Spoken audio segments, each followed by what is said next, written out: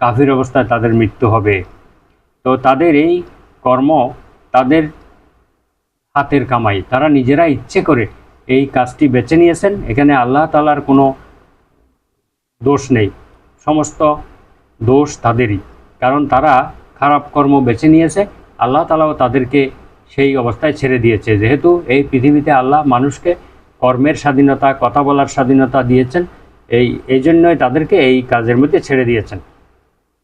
মুনাফিকদের দুইটি চরিত্র এমন যে তারা নিজেরাও সবসময় মিথ্যা বলতো এবং অন্যদেরকেও তারা মিথ্যাবাদী বলতো, এমনকি নবী রাসূলগণকেও তারা যুগে যুগে মিথ্যাবাদী বলেছে। তাফসিরে ইবনে কাসিরে এই ঘটনাগুলো বর্ণনা করা আছে।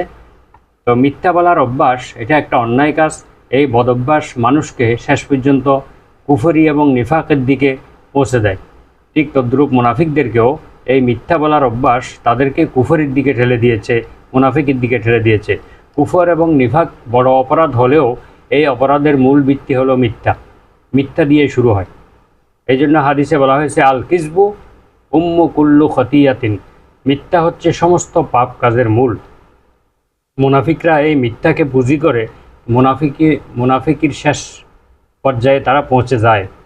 মিথ্যাকে আল্লাহ তাআলা মূর্তি পূজার সাথে একসঙ্গে উল্লেখ করেছেন একটি আয়াতে। সূরা হজের 30 নং আয়াতে আল্লাহ বলেন, ফাজতানিবুর রিজসা মিনাল আওসানি ওয়াজতানিবু কওলাজ জুর, তোমরা মূর্তি পূজার অপবিত্রতা থেকে বিরত থাকো এবং মিথ্যা বলা থেকেও বিরত থাকো।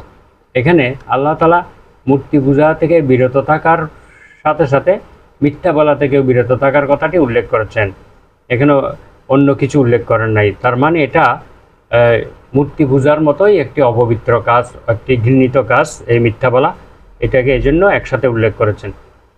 হাদিস শরীফে উল্লেখ রয়েছে, আবু উমামা রাদিয়াল্লাহু আনহু থেকে বর্ণিত, মহানবী সাল্লাল্লাহু আলাইহি ওয়াসাল্লাম ইরশাদ করেন, ইয়াকুম ওয়াল কিযবা, তোমরা মিথ্যা থেকে বিরত থাকো।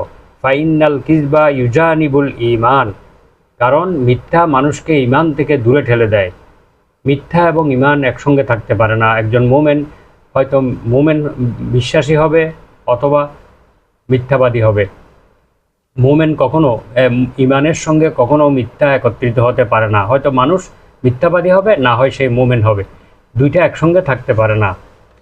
মিথ্যার সাথে ঈমান কখনো মিশ্রিত হয় না। 11 নম্বর আয়াতে আল্লাহ তাআলা বলেন, ওয়াইজা কিলা লাহুম লা তুফসিদু ফিল আরদ, এই মুনাফিকদেরকে যখন বলা হয় তোমরা পৃথিবীর বুকে কোনো বিশৃঙ্খলা বিপর্যয় সৃষ্টি করো না, ক্বালু, তারা বলে, ইন্নামা নাহনু মুসলিহুন, নিশ্চয় আমরাই